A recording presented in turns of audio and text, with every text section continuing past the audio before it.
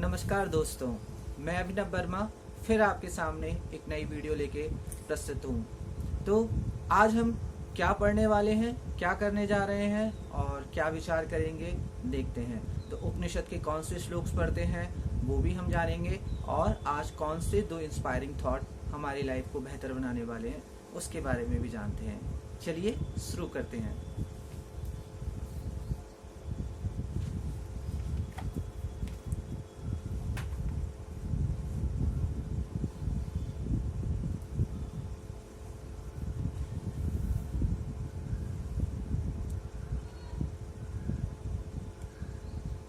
शुरू करते हैं।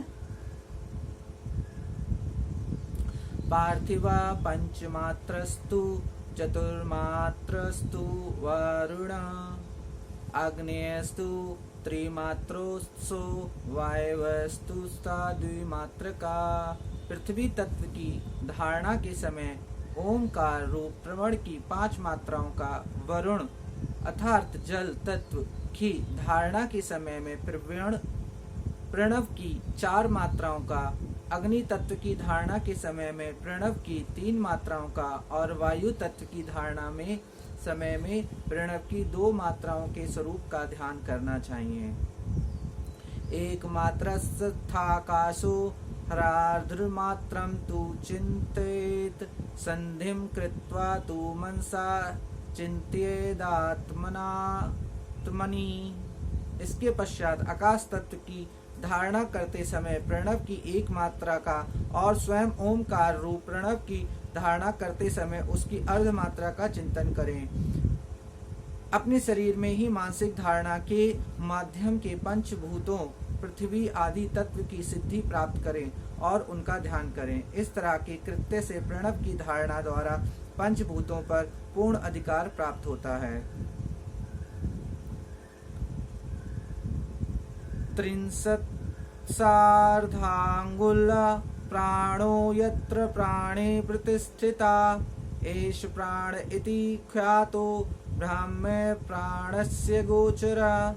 30.5 अंगुल लंबा प्राण श्वास के रूप में जिसमें प्रतिष्ठित है वही इस प्राणवायु का वास्तविक आश्रय है।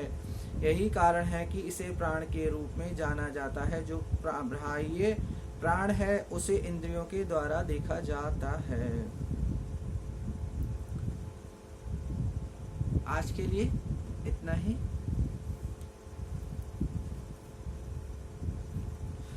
तो अब हम आज के 2 इंस्पायरिंग थॉट्स के बारे में विचार करते हैं, बात करते हैं। तो पहला विचार क्या है इंस्पायरिंग। तो हम आंखें बंद करते हैं, एक लंबी गहरी सांस और उसे पूरी तरीके से छोड़ दें। और लंबी गहरी सांस और उसे पूरी तरीके से छोड़ दें।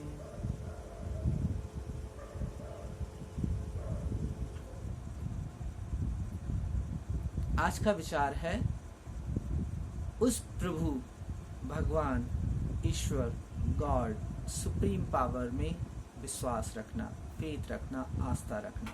किसी भी सूरत में अगर हम किसी भी परिस्थिति में आ जाएं, हो सकता है कि हम उससे एक मित्र की तरह, एक बच्चे की तरह, एक बड़े बूढ़े की तरह हम उससे बात कर सकते हैं, लड़ सकते हैं, भिड़ सकते हैं, नाराज हो सकते हैं, रो सकते हैं, हंस सकते हैं, पर आस्था हमेशा बनाए रखें। उस आस्था से हमारे अंदर जीवन प्रवाह चलता रहता है और हम एक नए उत्साह के साथ नए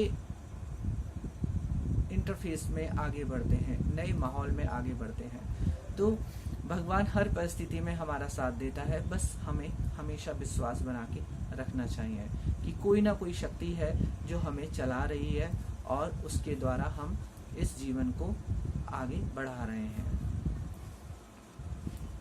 दूसरा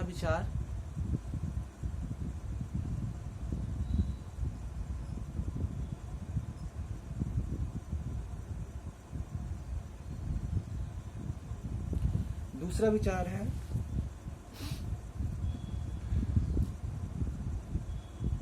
माता पिता। जब आप प्रभु में आस्था रखते हैं और प्रभु जब हमें कहीं भी कहते हैं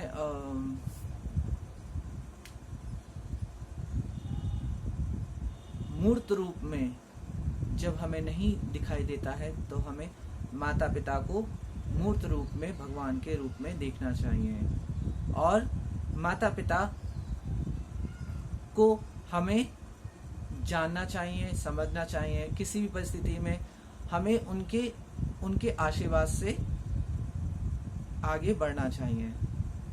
और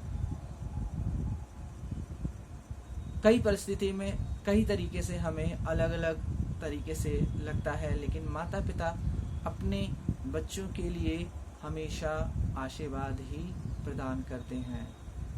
तो भगवान को अगर देखना है तो सबसे पहले माता पिता को आंखें बंद करके मूर्त रूप में देखें, तो आप कहीं ना कहीं उनका आशीर्वाद पाते हैं, भगवान का विश्वास पाते हैं। आज के यही 2 विचार हैं और मैं समझता हूँ आपको दोनों विचार अच्छे लगे होंगे और धीरे धीरे हम और भी इंस्पायरिंग विचार लेकर आएंगे। तो आज के लिए इतना ही। धन्यवाद। नमस्कार।